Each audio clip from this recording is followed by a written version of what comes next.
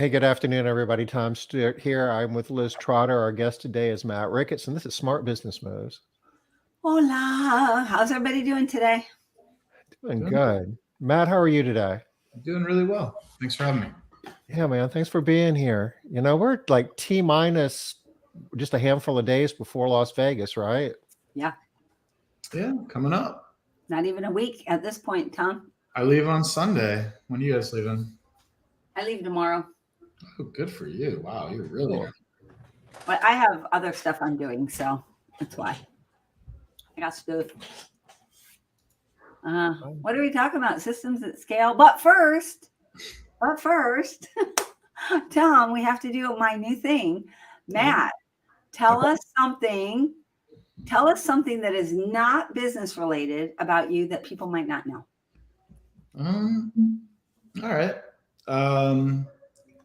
So I really love to swim. I grew up playing lots of sports, but I think of all the sports that I grew up playing, it's the last one that I can do without getting hurt. So that's like my favorite still that I that list is getting shorter. Oh man, it is getting shorter by the year. Like mountain biking, selling that, like pickleball, freaking dislocated my shoulder. I mean, just like I'm like a walking injury, but swimming, I haven't hurt myself yet. And I'm still pretty fast. So I like to, if there's, like a group, it's kind of fun. So that, lots of other hobbies, but yeah, that's probably people didn't know.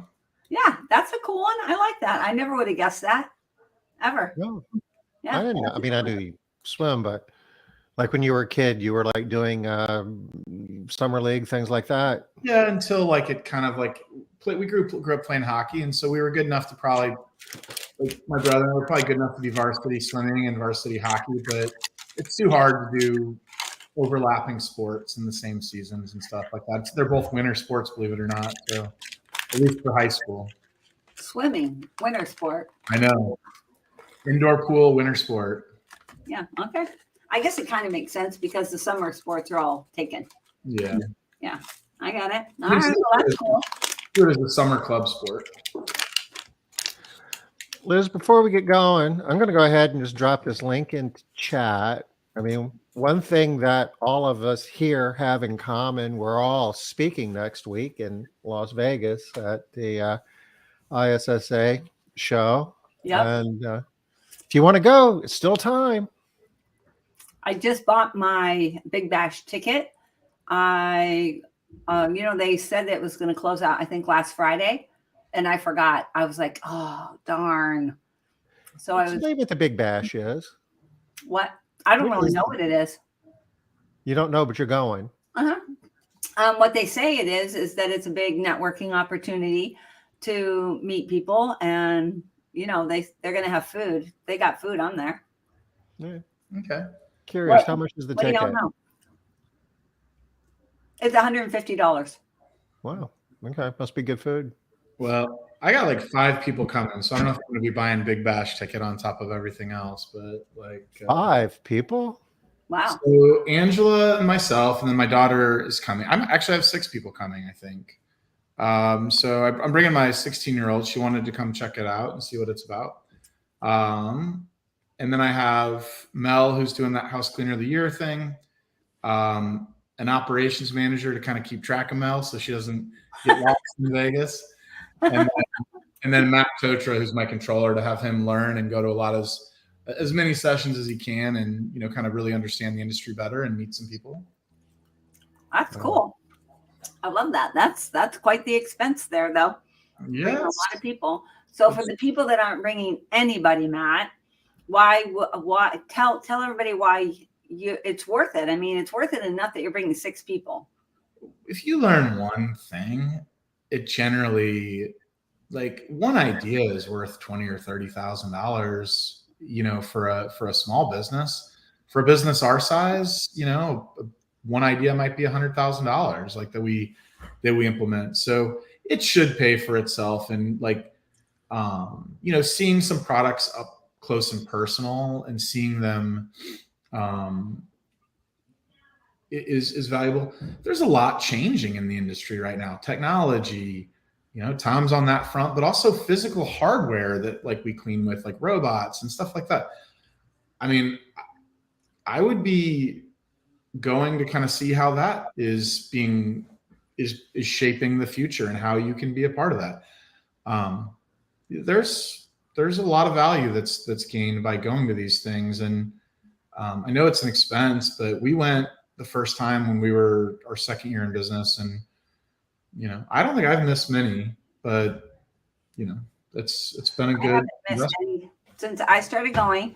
I didn't go to the first one. I didn't know about it.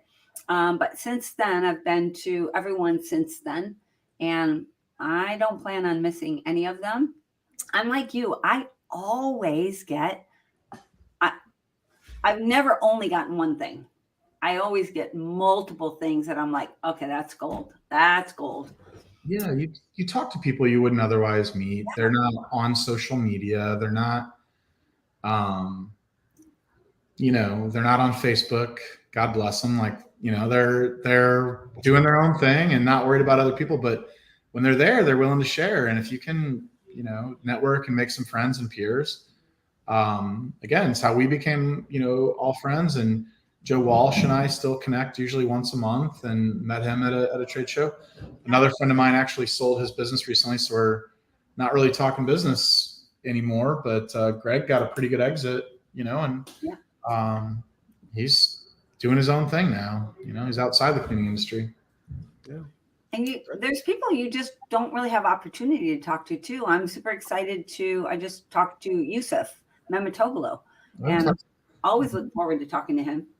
So I'm going to meet up with him at the convention. That's great. 2018 is probably the last time I ran into Yusuf.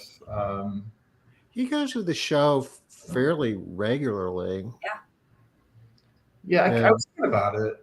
The only one that I really remember missing was 2019. I signed up for that Ironman, did it that week, and it was like, I think it was the same week, or it was the week before, and like being on my feet all day in Vegas for like a week straight did not seem like a great way to rest before that. So there's something like that. I think that might have been the only one I've missed in a while.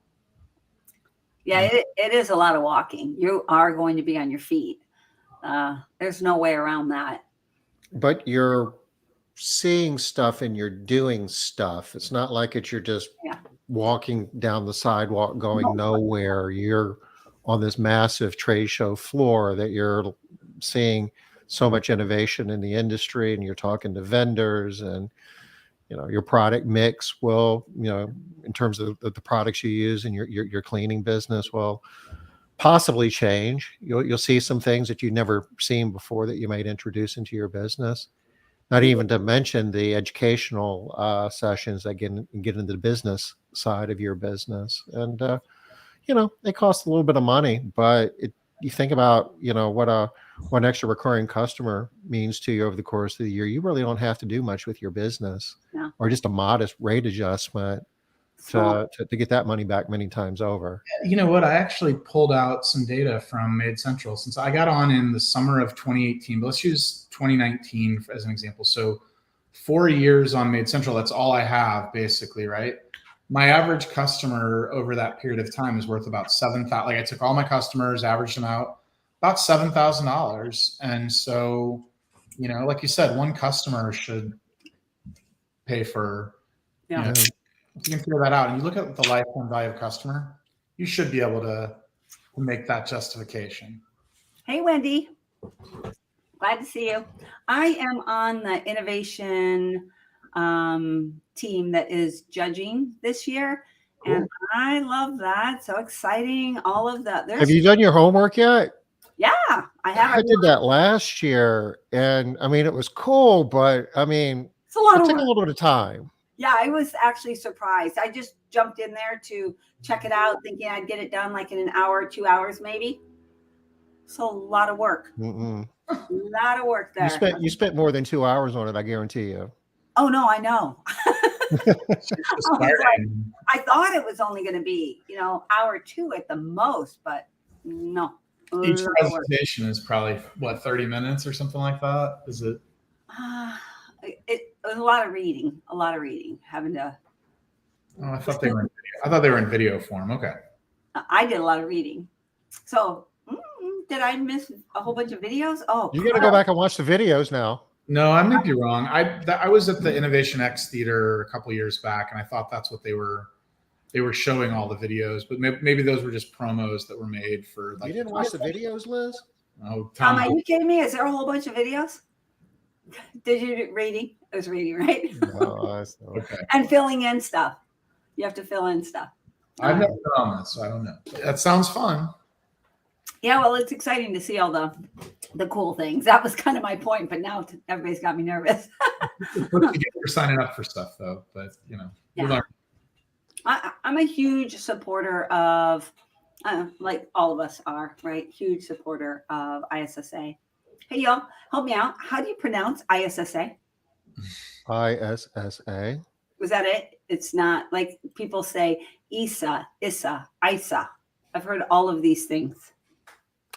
I think they refer to it as ISSA when you hear like that's what they say. Yeah. The ISSA team, or if you hear, like John Barrett speaking, he's announced as, president of ISSA. Yeah. Okay. Yeah. I've never heard it from any of those people that way either. That's why I was asking. All right. Let's move on. They used to be the International Sanitary Supply Association.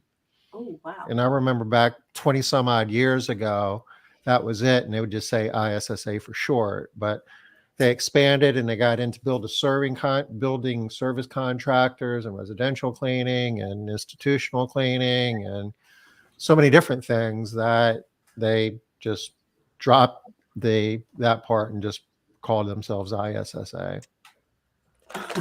As much as I'm a huge fan, I don't know if I had to memorize all of that. I don't know. I might have to tap out. That's a lot. So we're going to talk about scaling stuff today, right? Yeah, I'm super excited. Not only just doing it, but systems. Yeah. What do we mean, Matt, when we say a system? I mean, when I'm thinking about it, it's just something repeatable that you can hand off to anybody that is part of the makeup of your business. It can be a lot of things. It could be a manual. It could be, the technology that underlies your business, right? Like if you're using MaidCentral or some other production managed software. I mean, I just went to a conference for all the other trades, and Service Titan was, a real big one there. There was a couple others that were kind of up and comers in that space for smaller companies. So that's a system, right? And there's systems within the systems on how to do scheduling and how to do, your finance. And, you and I had a coach at one point, Dan Martell, and he just did a book called Buy Back Your Time. He's real big on documenting things. And it's so we used to kind of think it was so simple. It's like, just get out Loom and record what you're doing. But it's like, that's a system, because then you can hand something off to somebody else. So that's an example. Financial system is a really great example. So if you have a KPI model of your business and what the inputs are, and we had a pretty cool little talk about KPIs not too long ago, and you're working on some cool stuff. I won't spoil that. You're going to show it at the show, but KPIs are at the heart of any of our businesses, and being able to understand what happens when one KPI goes up or down, and the relationship and the financial outcomes. So typically when I'm thinking of systems, I'm really thinking of three things. I'm thinking of a financial system where you can create predictable outcomes and you can predict what's going to happen. I'm thinking of management systems, right? Like how you manage people, how you get good outcomes. That's kind of like the Dan Martell documentation. And I'm thinking technology. I'm thinking MaidCentral. I'm thinking Service Titan. I'm thinking whatever, technology is the backbone for your business that creates scale. And technology is going to be such a huge investment that we are all making, because business my size, people always used to ask me, how many people do you have? How many people running your office? And, I think sometimes we have too many even still. But my office is kind of quiet right now this week. I'm like, but when we were at 2 million, we only had 3, and we have 6 now. And some of those positions are things like content creator, right?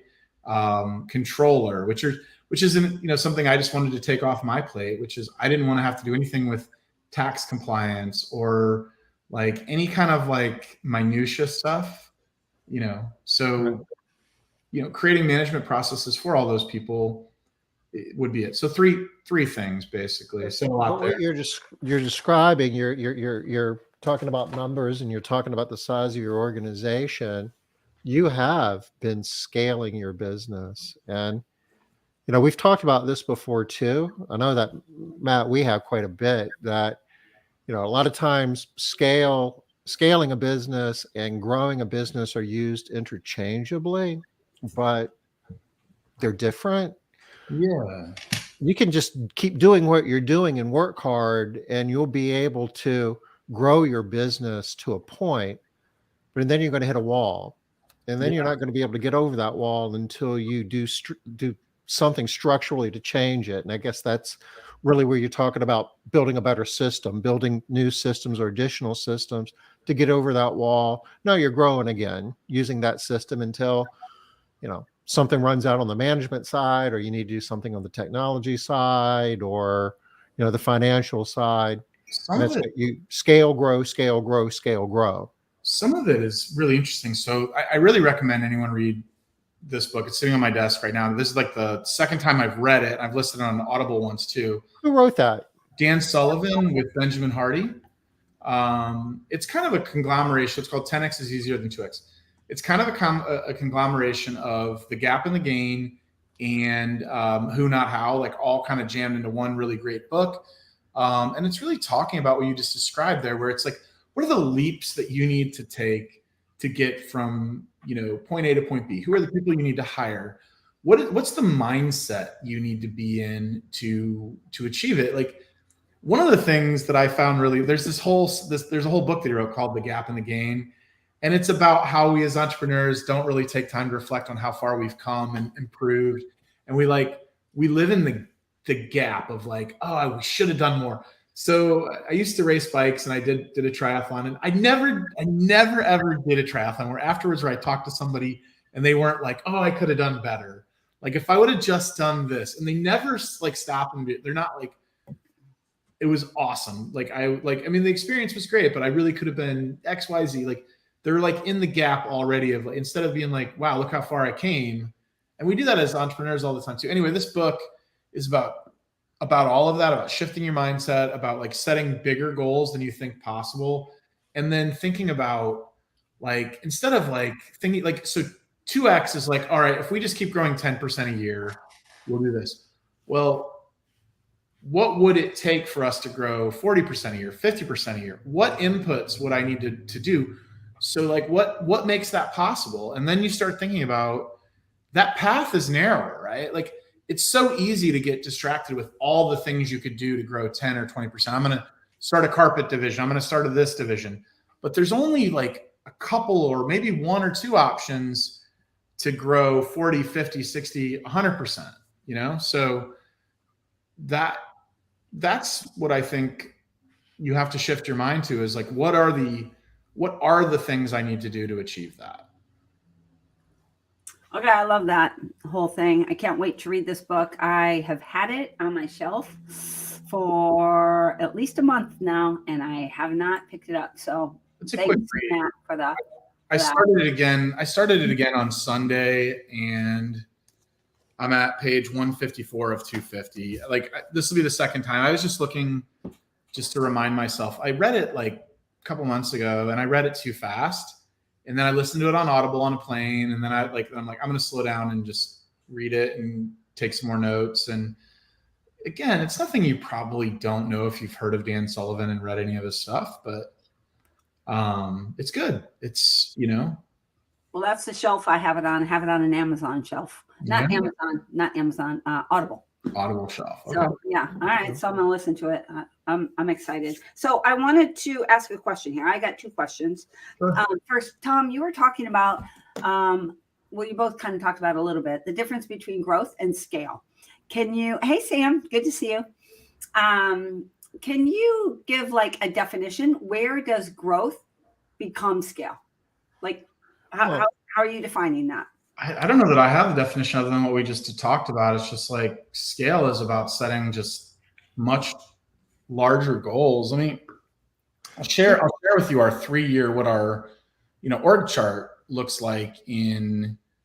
As you're pulling that up, if you could think about it as like a path with walls on it ever so often, and you can move forward, you can move upward, you can grow, but at some point you're going to hit a wall, and your organization is not going to allow you to grow anymore. For example, when you first start off, you might be the only employee, and you can grow cleaning homes yourself till you get to the point where, if you're cleaning 2-3 homes a day at max, and you're doing that 5 days a week, no more than 7 days a week, you're kind of done. You grew, but now you're not going to grow anymore. You hit a wall. So you're going to have to hire somebody else. That's a good You can point. do that until you then have to hire a supervisor, and then you have to hire somebody to answer the phone. So go slower for the stupid among us.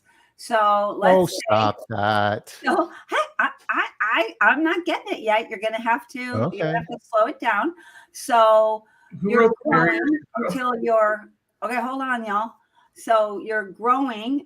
Now you're working 7 days a week, right? And you're working every day. Let's say you're working 5 days a week. 7 days a week's disturbing, but you're doing all you can in a normal work week. 5 days a week, and you're working all the hours. You're doing all of the stuff. Now, the next level, you have to scale. Yeah. Is that what you're saying? So now you're going to have to scale your business so that you can then again grow. Is that how you're using this word, scale? Okay. All right. So that's not the traditional version of scale. That's not what people typically think of as scaling their business. Well, look at this. If I want to just be in St. Louis, like what we're going to look at is an org chart that'll work for me just being in St. Louis. So this is us for the next. This is us for the next 12 months. Okay, I can't really zoom it in without it getting too wonky here, but just I'll have to move around on it. But I'm sitting here kind of in the CEO, COO, like everybody's always like, oh, I need an integrator. Well, I'm a pretty good integrator. I'm like when someone is like the president of a company, like they're the ones that is like, setting the direction, the tone. Like I'm sitting in that seat today. And I'm also sitting in this marketing manager seat over here. So, Tom was talking about you're sitting in multiple seats. I still sit in a couple of seats within my organization, right? This model will take us up to 10, maybe even 15 million locally. I believe that. And so what we have is we've got a sales manager. I'll zoom it back out a little bit. These CERs, which is kind of like what a CSR is for other companies. It's a customer experience rep is what we call them. Instead of customer service, like we just have a different term for it because service is what you do, experience is what you want to create, right? So it's just a different way that we feel about it. Marketing manager is open, but I do have a content creator. I have a controller, and he's also sitting in the recruiter and HR seat as well, right? So people are sitting in multiple seats. I've got an operations manager, 2 field managers. And then what's different that you'll see about our organization is these field supervisors. That's our trainers, but they have more responsibility than that. They have leadership management accountability. They're the ones in the field that are training new hires, but they also have a pod of people beneath them, 10 to 15 technicians, geographically located. We're exploring some functionality within MaidCentral with the office functionality, if you're a MaidCentral user, to group all of our employees that live in certain areas into a pod in kind of a pseudo office. We'll kind of put it at a nice gas station. Quick Trip's kind of the nice gas station here, where they'll meet once a week. And these pods, each pod will have a van loaded with supplies and equipment. And instead of going back to the office back and forth, they'll have a quick meeting there. And structurally, this allows for a very remote workforce to feel more connected, to have a team within a team, right? So we believe this structure is fundamentally the structure that'll get us to here in the next 3 years, which would be about 120 technicians, maybe a little bit more, somewhere around here and around somewhere between 11 and 13 million is what we're talking about. And so I'm talking about big numbers that they sound like big, but they're not in the grand scheme of things compared to what other service industries have been able to do. We talked about Tommy Mel a little bit. Garage doors was like an incredibly fractured industry before Tommy came along and did some things to kind of, scale up in Phoenix. And then, I have no clue how he has so many locations. That's a whole nother thing to learn. But this structure will not scale past one. This is a one location structure, maybe two locations, because we're going to break our office into West County and like that is more, that's about redundancy. So we have extra equipment. Like I'm going to rent a secondary space so that I have a second hypochlorous machine in another location and yada, yada, yada. But this doesn't scale past that. I don't have the right people, right? I don't have the right leadership team necessarily to do the multiple offices. Mm-hmm. So the way Jim Lampy, and he, we did a piece in Cleaning Business Today years ago, and he came up with barriers to growth that you had to scale over, and just hiring a new employee could be considered growth. But you get to the point where you've got to hire a supervisor. Well, that's new for us. I hired my next door neighbor and my cousin, and now I've got 5 people, and I can't do all of that. I got to add a layer to my organization. For some of us, we can't figure out how to do that and make that work. And that's a barrier that we're not going to grow anymore until we do.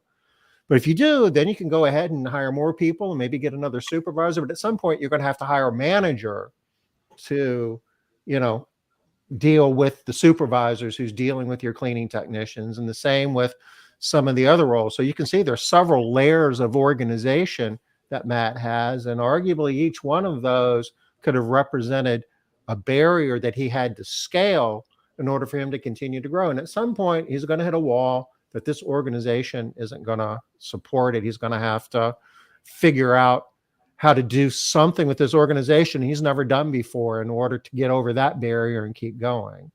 Yeah, that's a great example. Yeah, I love that. And I like that definition really a lot. I feel like with that definition, everybody can be looking to scale. You don't have to be a big company. You can be whatever size you are. You can be like you said, Tom, you could be a solo entrepreneur. And to do it well, you want to anticipate where those walls are going to be and make the changes while you're still growing. You don't want to hit a wall and be flat and stagnant and then say, okay, now what am I going to do? You need to, ideally, you anticipate that and you're building the organization. And at the same time, you have to be doing this on the financial side. Your whole financial in the numbers, the KPIs have to be more sophisticated as you go along. Starting out, you just got to find something to clean, right? You need to turn some cash. You need to get some money in the bank. And then you hit a wall and you really need to start getting better about pricing and the finer points and maximizing the lifetime value and revenue out of a customer. And you go for a while longer, and then you have to figure out, how am I going to lower my cost of goods sold, the payroll to revenue, and actually start maximizing the profit that I'm getting off of. You don't have to wait till you hit the wall. If you can figure that out and get that right before you hit the wall, you can grow longer before you can scale and grow at the same time if you can anticipate the changes you have to make and make them. And the technology is the third part, but you get it. As Matt said, it's technology, it's the management of the organization, it's the financial, and you'll hit a wall in one and you're stuck until you fix it, or you anticipate it and you fix it before you get to it. And this model will serve me I think this model would serve any location, but then I'm going to need more sophisticated financial controls for a multiple location business if I decide to go that direction. And I really don't know that I will right away. I mean, it does not feel like there is a lid on what we can do in terms of like generating new business with marketing dollars. It's more painful than the old way of just SEO, and you get some leads and you get some referrals. There's a book that Tom and I both like as well. I'm going to keep talking about books. Predictable Revenue is a great example of that. Now that's a lot about outbound, but it's about creating a marketing system that is like, all right, if we put in this input, then I get this output, right? There's some painful things about growing this fast, right? So one of the things that's kind of painful is the attrition rate. You're going to attract people that are going to try you out. And no matter how good your quality is, and we're at like I'll show you, this is behind the scenes. I'll show you our Q4 scorecard so far this month or so far this quarter. But we are, around a 55% average response rate with a 90. Well, I'll tell you what, I've got it calculating 54 with a 98.2. So if you're using MaidCentral, that's pretty hard to do. If that means you're really getting mostly the top scores and then maybe some threes. And it's very rare that you're going to have anything less than that. So That's killing it. Yeah. So but that's how pushing that. So that org chart we looked at, that's about pushing responsibility down and making your technicians, like giving them layers of responsibility. So you've got those field managers. Well, their job is really to train the field supervisors, who are your trainers, who are like your 10, they're your 10%. That's your A players in your company that are like really committed, and they're willing to take on more responsibility. And you pay those people really well. People think it's crazy what I'll pay these people, but like a lot of them are making $55,000, $56,000 to be a supervisor for me. And it's still profitable for us because we're still maintaining, some of you all have better direct labor than I do. Our target is 41%. We're below that. We're right at 40% for the quarter. So I know some of you would argue that you would keep that lower. I would argue that it's worth maybe pushing that a little bit more than you think, but not too crazy, because you want to have the money left over to invest in other things, right? You want to keep your direct labor costs, in line, but your field supervisors are like the heart of your company. Most of you call them trainers, whatever you call them, they're the most valuable people you have in your company. Even some of them make more than they make more than our CERs for sure, than our starting office employees. Ben, you mentioned pushing responsibility down in the organization. That's an important concept. Could you explain a little bit about what that looks like? Yeah. So, with technology, you can push things down, like checking in and checking out of jobs. We used to have, and then logging that in your software. We used to have, sheets that they would have to, like, this goes back a long time, so I've had technology for a while, but they would turn in a sheet and you'd have to do that, right? Some of you all might still be doing that, but you can use technology to push down simple responsibility like that, where they're checking in and checking out of jobs. Like, that's an example of using technology to push responsibility down. We're pushing responsibility down in the fact that everybody owns a number. As far as a management process, that's those field service supervisors. They're the ones holding a weekly meeting with their team. So instead of it being me or Angela or even another manager holding that meeting, they're responsible for holding a meeting. We might give them the content, maybe even record a quick video for them to show, but we've pushed that down. We've pushed down responsibility down to like the dispatchers or the CERs for, doing a lot of the weekly trainings and creating videos on that. We've moved a lot of our videos into like almost like a TikTok kind of format, where we're sending out 3 videos a week that they have to respond to. And some of them are about training, some of them are about culture. But as far as, everyone has a number basically, right? Everyone has a responsibility. So if we go back to that org chart, right? They train the trainers. They have to have a quality score of this. They retrain deficient staff. Actually, if we go back to the new one, it's going to be service delivery, customer service, but they also have responsibility in terms of write-ups, reviews. You can't have one manager giving 50 reviews when you get to our size, right? So by doing this pod system, you have a field supervisor who has 10 to 15 direct reports. We're stretching it a little bit right now with that. I think 15 is too many, but we're trying to use technology to stretch that out so we don't have to have as many of these field supervisors. We're trying to see how much they can handle. 15 may be a little too many. 12 might be the sweet spot where we get a little bit more than 10 out of them. I've heard, Liz, you've told me a number before on the maximum number of direct reports people can have. What is it, 10? We say 12. 12? And remember, Tom, Derek used this system way back in the day. Remember that? He started moving over to this pod system. Yeah. I know he doesn't do it now because he, follows Debbie's system. But I remember that he was using the system with some pretty impressive results. And he was obviously much smaller than Better Life Maids. But I don't know. I mean, but put it for time. So watch my language, but Sharon Tinberg, she might be listening. I mean, time, put a time factor in. Sharon's business was bigger than mine. I don't know what she was doing. So, you go back for like number of employees. I think she was billing $25 an hour. I'm billing 60, right? Like Sharon would have a $6 million business today if she was doing the same things, So yeah. People have figured this out before. This is not groundbreaking. I'm looking at a lot of other industries. I'm looking at like how we can do this with technology. Technology is really important in this sense that like you can push work orders, down to the technicians. You're not printing stuff out in the morning and handing them stuff. We've all moved past a lot of that stuff that we used to do, right? And the technicians are more and more responsible than they've ever been. It's got to be a different tech than you had even maybe 5 years ago. If they can't open Are you learning things in other industries that the residential cleaning industry could benefit from?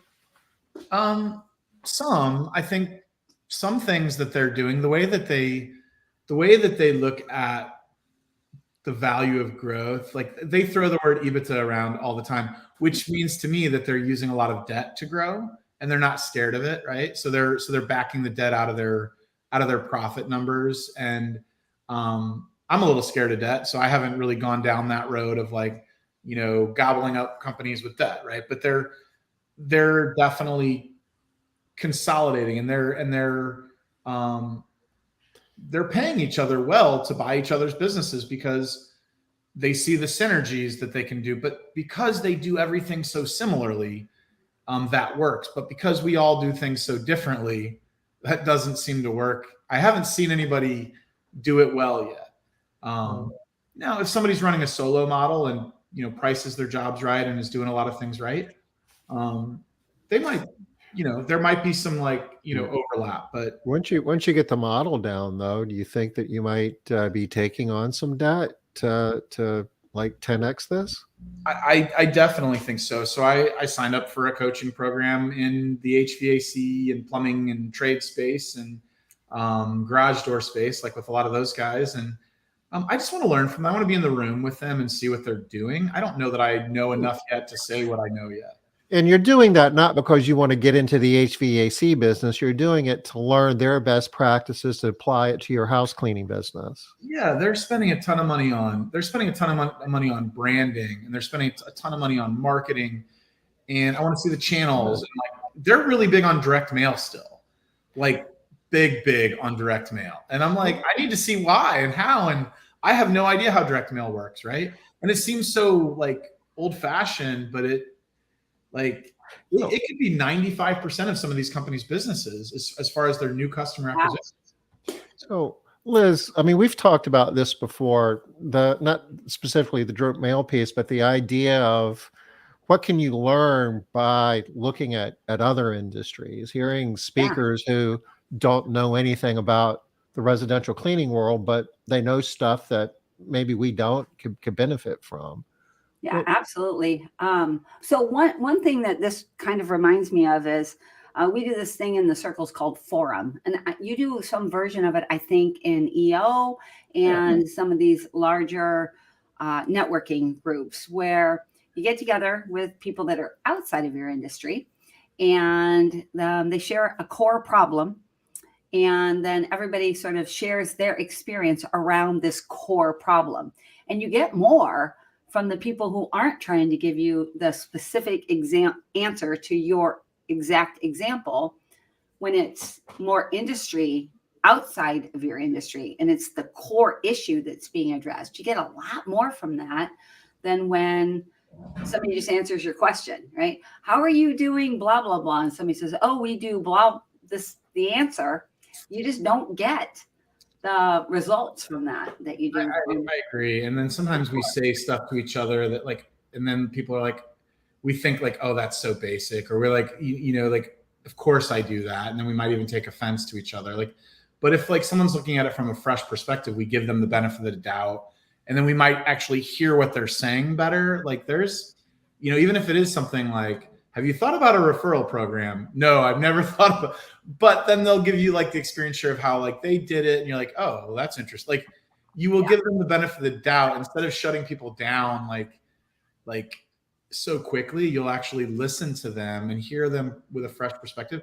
So I am in a group called Entrepreneurs Organization, and it's a good investment. I mean, I've got my money's worth out of it. You become close to these peers, a lot of good education, a lot of good speakers and things like that. That you know, we actually have in St. Louis. We've got the guy that wrote. Sitting here on my back shelf. Never lose a customer again, never lose an employee again. Joey Coleman. Oh, yeah.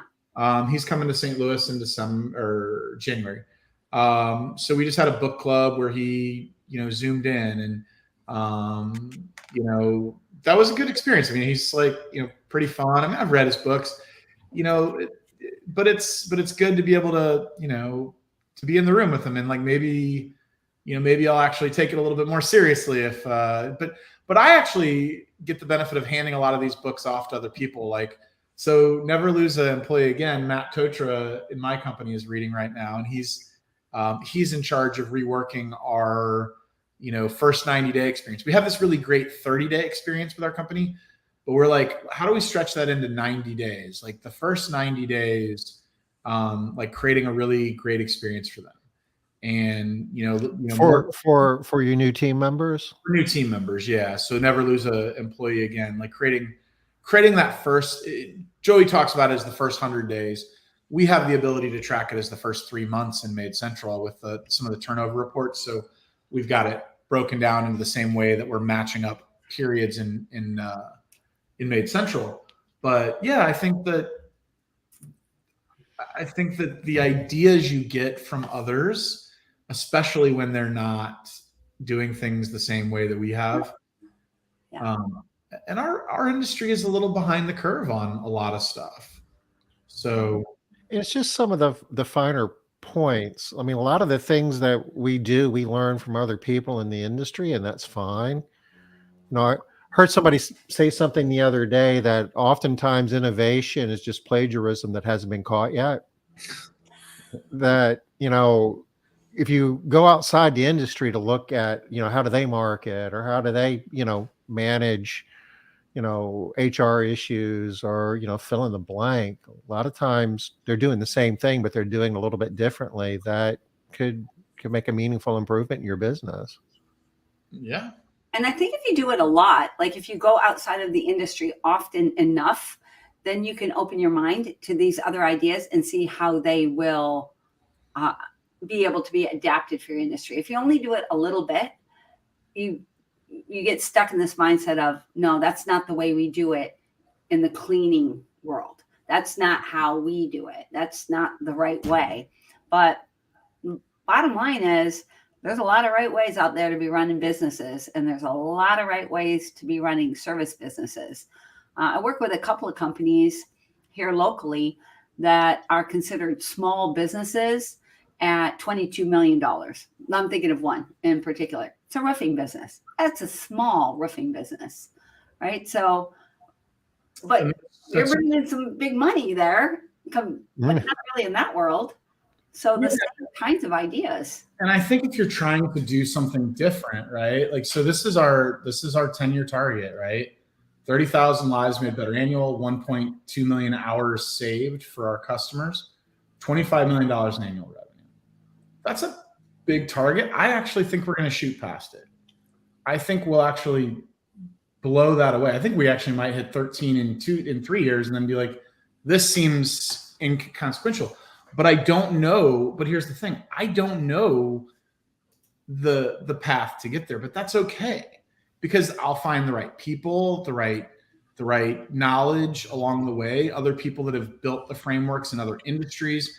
I don't have to do all this and think about all this on my own. I don't have to be a genius to do this, right? I have to find the who's, right? The people that have done it before me, right? To quote Dan Sullivan for the 15th time this call, I've got to find the right who's, the right people. Tom got me thinking about that. I was my own roadblock a lot in my job at MaidCentral doing sales. It's like, and he was encouraging me to hire some people and do that. And I couldn't get out of my own way sometimes because I was so good at a job, right? We had because we're so good at something, but that's the problem that we face. And so so I'm a really good marketer, but I have to hire somebody and take that off my plate. It is not where I should be spending my days. And I had a really good opportunity to hire somebody probably last year, and she might not have taken the offer, but who knows? And I didn't make an offer, and I passed it on, and I kind of strung her along for too long, and she took another job.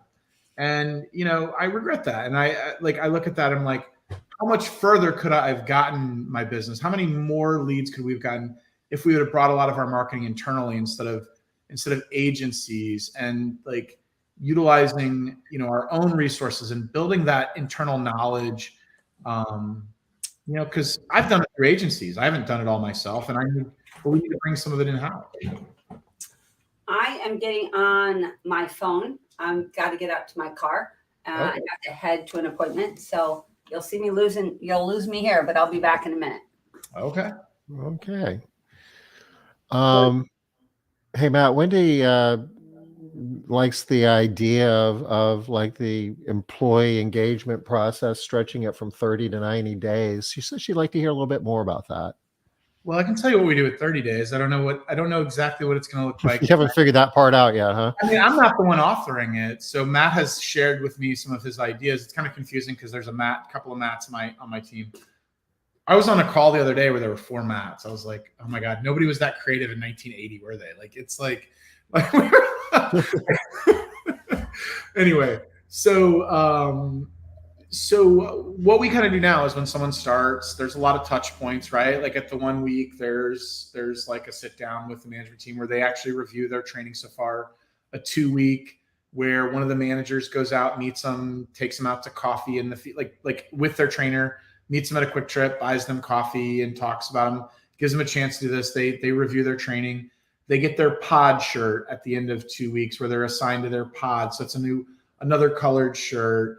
At 30 days, they get a jacket. Does every pod have? Do the pods have different colored shirts? Yeah, we do that so that they can on training days, they can all be kind of in their own little uniform. But we allow them to wear that as another shirt that they can use. So they're not always wearing the same color shirt every day. No, it's just sort of mostly for the training days, but it's sort of like just a nice kind of team building thing. If they want to wear it on their pod meeting day, that would be nice. So then as we think about it, how do we extend that out? We've got some jackets that we give at 30 days. And part of why we give the jacket at 30 days is because we don't want to give it at day 1 and then they quit and we gave them a $35 jacket. I mean, we're just being cheap, but it's it's spreading it out a little bit. Yeah. And then we give them a hat is what we're thinking. We've got these nice. Do you tell them up front that they're going to get these things and it's the awards at certain times, or you just surprise them? Just surprise them. Just sort of hey, here's this. And we document the process in Basecamp. I don't want to just open my Basecamp up and who knows what's open, but the Basecamp is our project management software, and I'm thinking I can see what tab I'm in. Yeah. So we're working on some new vehicles for pods. What brand vehicle is that? Have you selected a Vanta? A Mercedes Metris, because it's the only one we're going to be able to order into next year. It's the only small van that we can still order. So we're going to be fancy and have Mercedes. Whoa. Is that a EV? No, it's not. It's not. We looked at the Ford EVs. My employees felt they were too big. They were not designed for the pedals was really the main thing. Was the pedals weren't adjustable, and if you're under 5'4", it just felt like you're stretching too much. Safety issue. So is that a cargo van or a passenger van? Cargo van. Yep. It's okay. So you're gonna put shelving and stuff in it. Yep. But under people, let's see. There's probably a project in here somewhere that kind of describes exactly what happens when we hire somebody. So I might not even have access to it because it's not my business, right? But it's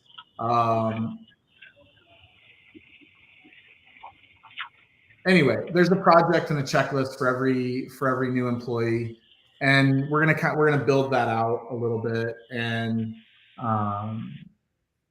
so again, it's about documenting it and being able to redo it. So every time we hire a new employee, a project is created where we're making sure these touch points are being delivered on time. So you can make a repeatable process, with whatever software you use. But this is Basecamp. This is one of my favorites. I learned this from time on MaidCentral, is that simple is better sometimes, because I can invite people to this software and within minutes they can figure out what they need to do in it. Where I've used project management software where it's like you need like a tutorial for like 2 hours to figure out, Right. How to use this thing. So simple is good. It also integrates with all kinds of stuff if you aren't using it. So I know we're getting towards the end here. I can stop sharing. And Robin has a question for us. He is asking about the vans. How are they going to be used? Are they mobile supply offices where you meet teams at their homes once a week? There'll be a meet once a week at like a local gas station, or like we call them Quick Trip here or whatever. But then they'll be in the same area as all their employees. So if you're familiar with MaidCentral, the colors are kind of like the same colors we overlay on a map, right? So when you're using MaidCentral, you're using like the zones. They represent the zones we're in. So that blue van will always be scheduled in the blue zone. So if somebody does need something during the day. So you're wrapping the vans in different colors? No, the vans will all be one brand color. Okay. But that's, they've asked about that, and we actually had a design for that, but we felt that like the pink and green of our brand is so recognizable that it didn't make sense to move away from that for for something that's that's an internal external. From a branding standpoint, you want to be consistent. Yeah, like if you see that pink and green locally together, that's us. If you've been in the market for cleaning, you've seen it before.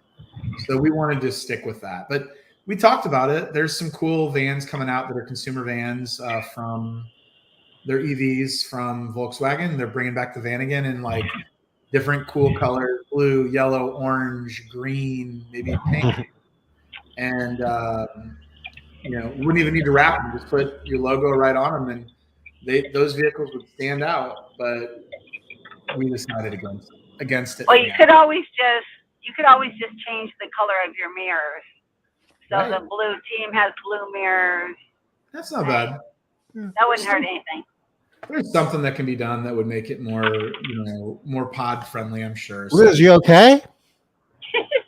It's my phone, Tom. It's not. What did you me. hit? Do we need to call 911? My magnet apparently is not as good as I had hoped. are you driving down to Portland to rescue some people? No, I'm kidding. No, I'm going north. Thankfully. Okay. Glad I'm heading north. Robin wants to know if you considered outside storage for supplies. I have, and we may still, when we're dividing our company into East and West. But the reason I'm probably going to just try and find an office where I can hook up. I want to have a secondary hypochlorous acid machine in another location. If you aren't familiar, I use on-site generation. Some other folks that are probably on this call use it. I know Tom does. I got the idea from him. And we've gotten our money. Robin Murphy actually was the cutting edge on that technology. She introduced the vendor we use to me. Yeah, I'm really happy with it. It's been very effective, very cost effective, and I think it's a great product that comes right out of the machine. Anyway, I'd like to have a second machine, but I'd like to move it out away from this office, right? Have it in a secondary location. I'm not just doing that to like pay extra rent. Like it'll be a little bit of a hit to like, we bought this great new office, but I'll probably staff a little bit too. Believe it or not, we bought this office and we're kind of like, shoot, we should have rented because we've grown so much in the last, like we did not anticipate doubling and then doubling, like it's, there's growing pains to growing this fast where you're thinking two-dimensionally still about like office space and things like that. And I would have not have bought this office now if I would have known what I know now. I love this office. It's been great for us, but it's, but that's where but you're in a position where you could either lease it out or you could probably even sell it and make money on it if you wanted to. I got a competitor across the street. She's joked with me before. She's like, if you're moving, I'm buying. So there you go. It'd be all set up for her. She'd be all set. So no, I think I'd keep it and we would just do the secondary office and do something flexible with that. So it's there's a lot of options, right? Take Robin's on the van thing. Do you take the supplies to the techs closer to their homes? Yeah, the pods are basically like designed around where they live if we can, so yeah, it's all about reducing drive time. It's about we believe that per week for every 10 employees assigned to a pod, we will save $800 in drive time of office trips for every 10 employees per week. So the pods, the vehicles, the system, it should pay for itself. And even if it doesn't, then I've got 6 more rolling billboards going around getting 100,000 impressions each per day. Eyeballs seeing our brand in a big pink van with, one of our techs, bigger than life on it in our uniforms. And, in the economics of having each one of those techs drive to your office once a week where you're paying them for that time, and that's time that could be generating revenue versus a supervisor who could also be inspecting and kind of doing a one-on-one coaching session. I mean, it's a more efficient use of your labor. I think a better return on your human capital. We'll know a lot more. I mean, this is experimental. We'll know a lot more in a year, and I'll be happy to share some of the statistics. What I'm saying is what we believe because we haven't fully tested it yet. And I think, experiments can be expensive and you can get them wrong. I think we're right here. I've seen this in kind of some of the other labor models I've been looking at where they kind of divide their labor into these teams of geographic teams. And there's a big company here in town that's like in the HVAC plumbing space. This is, something I might have seen that they do. It's like I didn't come up with this on my own. Like it's, like you said, it's like, what is it? You've got great quotes around copying ideas for other people. It's like, it's plagiarism when you're in college. It's best practice when you're in business. Yeah. And so we'll see how it goes, Robin. I don't know all the answers yet. I'm hopeful that this is something that, reduces employee turnover because they're driving to the office less, costs us less money of time and equipment rents. Tom said 1 time a week. Yeah. That's hopeful. Most of them come 2-3 times a week. Right.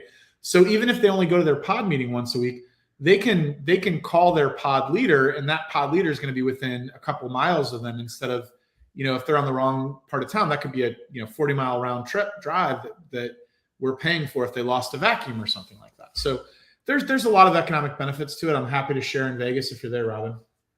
So, wow, we are at the top of the hour. So we're going to go ahead. We're going to call this a wrap for today. I'm dropping the link to the ISSA show in chat one last time. It's not too late to register. If you haven't signed up, do so. Come on out. See Matt, Liz, myself, and a few hundred other people from the residential cleaning industry that would like to hang out and learn from each other. We're not going to be here next week because we're going to be in Las Vegas. So you won't find us live streaming next week.